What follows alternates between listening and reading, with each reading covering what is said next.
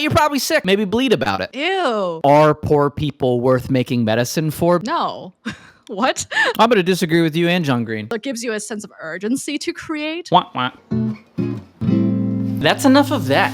Christin, what book we doing today? Everything is Tuberculosis. Thanks for holding it up. Wah, wah. Totally did not stay up all night rushing a homework assignment or anything like that. What page did you start at? It was like about a third of the way last night. It took 3 hours, that's it? I guess that's how long it took me to get through the bulk of the book. It's not that long. And it's really well written, so it's really easy to read. Kudos to John Green. Oh, and we should talk about our background. I have a neuroscience PhD, I used to work in the biotech and pharma industry, and I am also a certified chaplain, which John Green is also. I was sick once. That's my qualification to talk about tuberculosis. Wah, wah. I really like this idea that everything is X. It's not just everything is tuberculosis. Everybody kind of has their own everything is X. If you're like really into something, you kind of see it in different parts of the world. Do you have something like that? Some sects of SECTS, sects Thank of you for Buddhism. clarifying. There was this idea of interdependence being the root of everything. You know, everything is one and one is everything. We are the cosmos, I guess is a theme of the book. In that sense, we are part of everything. I don't know if I buy that. Obviously, everything is related in the sense that we have the pieces, but if somebody says everything is interconnected, it's implied that that is significant. I do believe everything is significant. I don't.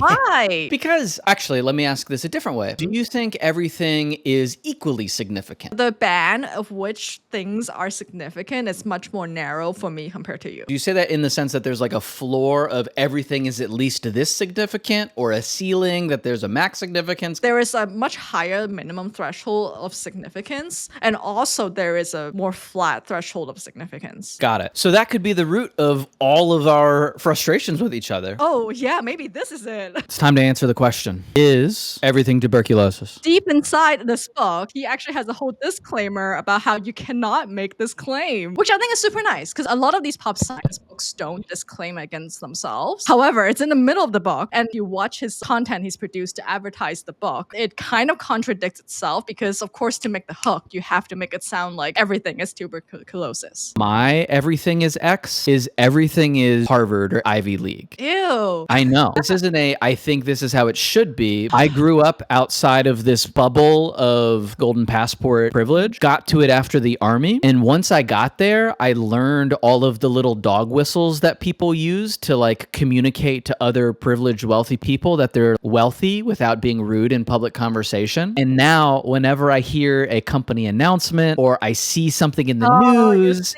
or hear something where I'm like, ooh, that smells like McKinsey speak in like a public statement, I'm like, okay, let me do some digging, and more often than not, find the little LinkedIn of VP of whatever, and it's a. But doesn't it come back down to everything as relationships? Like rich people beget rich people because they are friends with each other. I think that is minimizing what is actually happening. It's not just a function of, oh, they know the person there. Institutionally, the recruiting processes for all these companies feed from these places. And that's not as simple as like, oh, I know the person there, I'm going to call there. There is a yearly schedule of making sure that this thing continues to happen. I'm going to disagree with you and John Green. I do think everything's tuberculosis. Oh yeah? Tell me more. If you take it literally, of course it's wrong. Duh. That's not fun. That's not why we're on the internet. If we want literal stuff, just go read a book or something. That's what I did. One thing that I didn't realize is most people across most time didn't even have a fraction of modern medicine. He uses a very good narrative building device. Take a normal doctor's office and subtract everything that wasn't around before 1815 or whatever. That part was great. The stethoscope didn't exist. The little hammer that hits your knee didn't exist. All of these things that we use as the baseline to figure out medical treatment, like your arm pressure cuff, it just didn't exist. And so medicine before then was basically just like,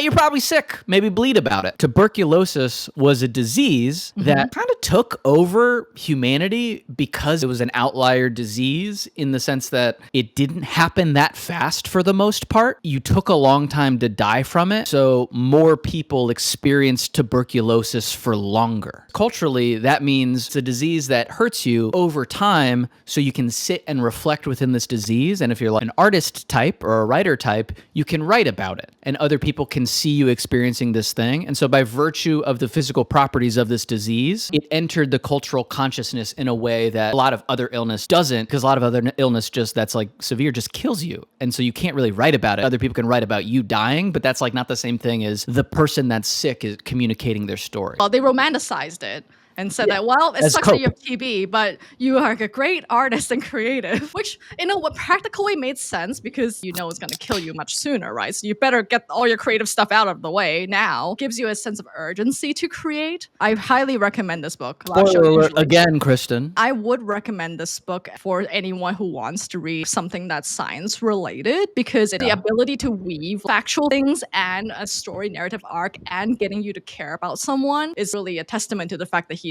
a fantastic fiction author. To make that super concrete, he explicitly uses the narrative device of this person who is sick, Henry, that you are immediately sympathetic with. It raises the question of, is this person going to die or not? And that is the thing that carries you through the entire narrative arc of the book. While he talks about the history of tuberculosis, he uses this patient's journey as a way to anchor the evolution of the process of identifying, treating, and ultimately deciding how to leverage treatments for sick TB patients. In terms of the craft of writing, it is kind of a masterclass in how you would ground a nonfiction, potentially kind of dry book in exciting narrative. What is your personal relationship to tuberculosis? I think I wrote a report on it in like 6th grade. I'm going to show you my scar.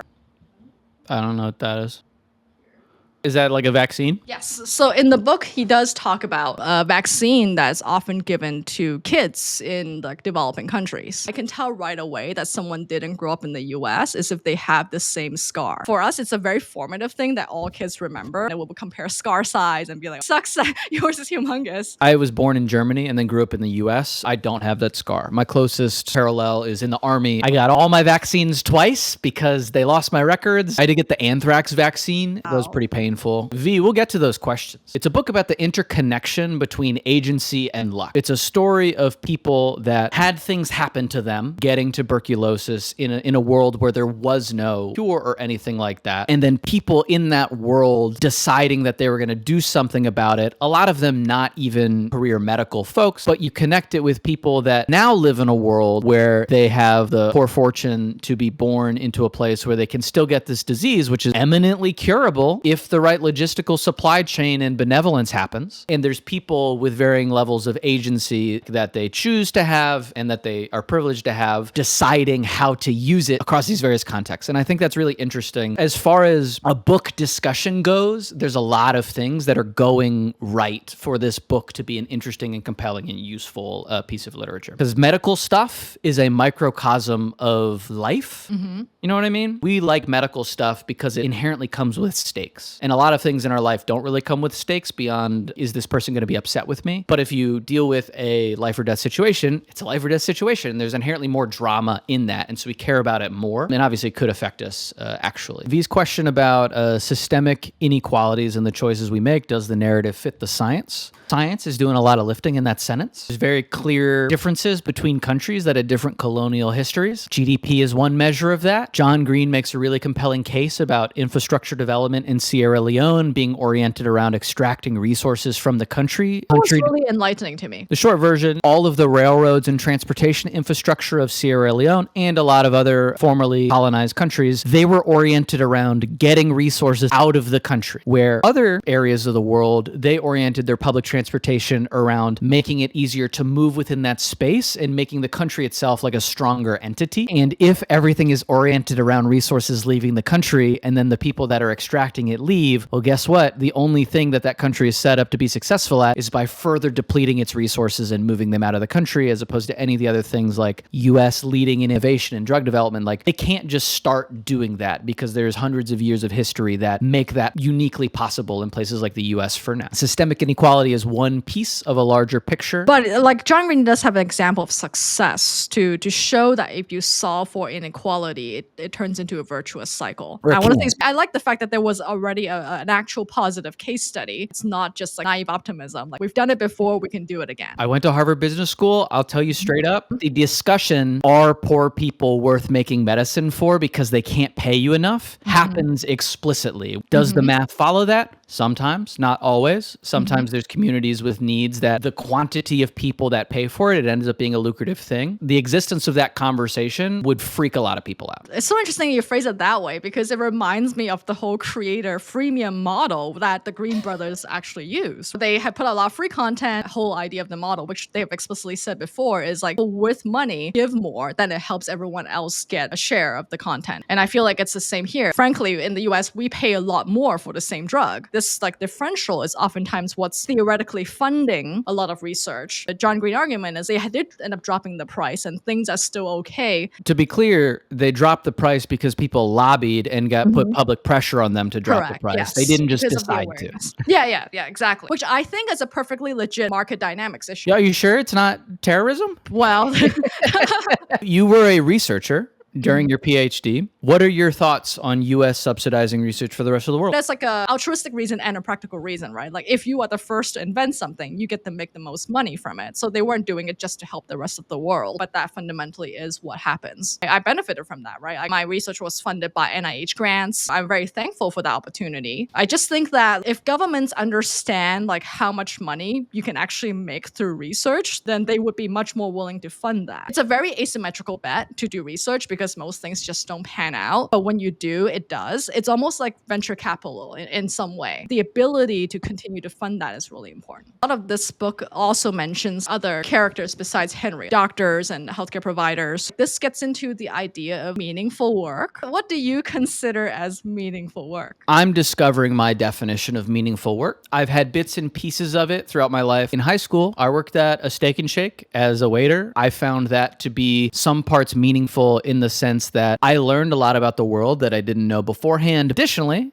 I made a good, $150, $200, which as like a, 16, 17-year-old, that filled up my car for a month. My definition of meaningful with that, it was pretty fulfilled. As I got older, I spent time in the military. I got a deep sense of I'm doing a good thing because that's kind of what's inculcated in you as you do that. As I got deeper into it, I had more complex feelings about that. And I still generally agree, broad strokes, and disagree with, I would say, a lot of the specifics of it. Speaking of military, there was one part that reminded me of you. I quote from World War I. There is nothing more glorious than like dying for your country. It is extremely useful and convenient for the state to convince young men that dying patriotically is a good thing. That was something that in the army you were taught. Kind of, yes, asterisk. The martyrdom aspect of it isn't really explicitly pushed because the US doesn't want you to die. Based on what's happening to the VA, you could argue that maybe it's more convenient for veterans to die than to get taken care of. Dying comes with the territory, not that it's the point. Was it something that they explicitly drill into you in boot camp? There's not like a sweet little info session where you get everybody in an auditorium and be like, hey, just so you know,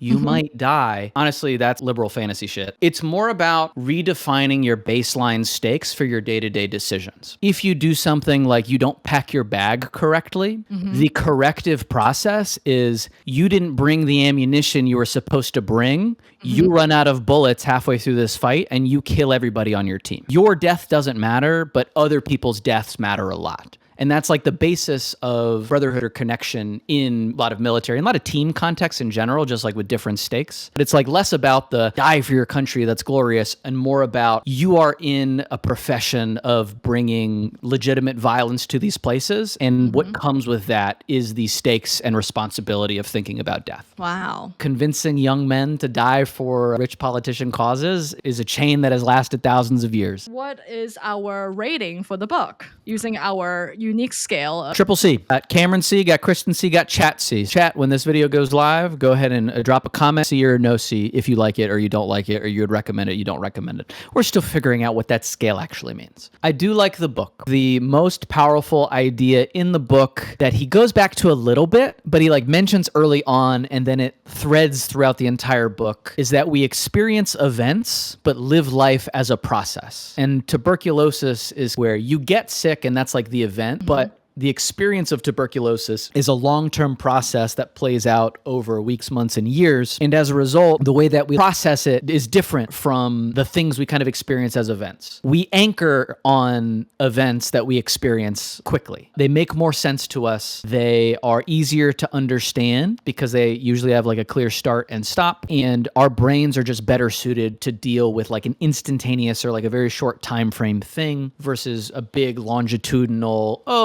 it could happen, but there's some nuance in here and it's changing as we go, and we try something and it works a little bit, but then I get sicker in a different way. It's honestly very related to our previous book that we talked about, How Buildings Learn. Definitely check that one out. This book does a better job of doing the thing I liked about the last book. As a result, I will give this a C. It's fun. It's heavy in parts. It kind of argues that Tim Burton's entire aesthetic is the result of tuberculosis, which is like a crazy thing to even comprehend. And Barbie. And it has this glimmer of hope at the end of, we could figure out a way to do this if we decide it's important enough. All of those coalesce for me to be a very firm C. So I recommend this. What about you? Oh, very firm C for me as well. It's a masterclass in good writing. It's a great study of how to make a narrative arc happen while also weaving in the different components of facts without boring everyone to death. There's actually so many more points we haven't even gotten to because of time. So very easy to read. I want my friends who are still in the pharmaceutical and biotech industry to read it. If this can affect drug pricing in some way by getting into the right hands, I would love to be a part of that. Related to that, you said you like to anchor on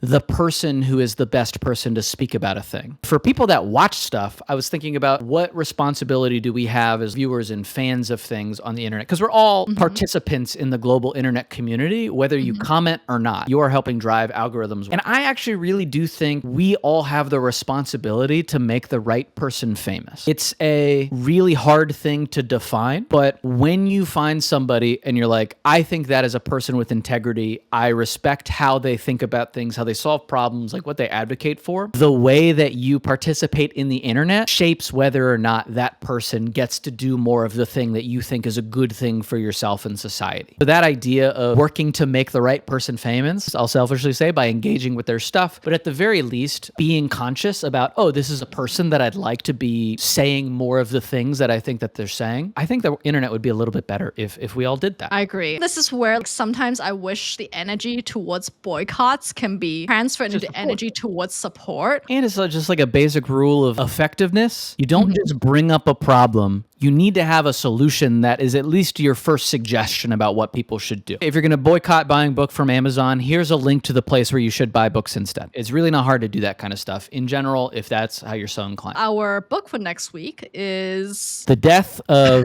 Ivan Illich. Sad Boy Tolstoy. Sad Boy Tolstoy. Say that 5 times fast. Sad Boy Tolstoy. Sad Boy Tolstoy. Why did we pick this book? Because I'm sad. No, it is a short story, and I didn't want to read another full book this week. There's a lot. That was quite a lot. This is on topic of the theme of reflecting on death, and it's about deciding how you want to live a good life. Unfortunately for Ivan, he is reflecting at the end of his life. Perhaps we can reflect a little bit earlier than that and make some decisions that make our lives better as a result.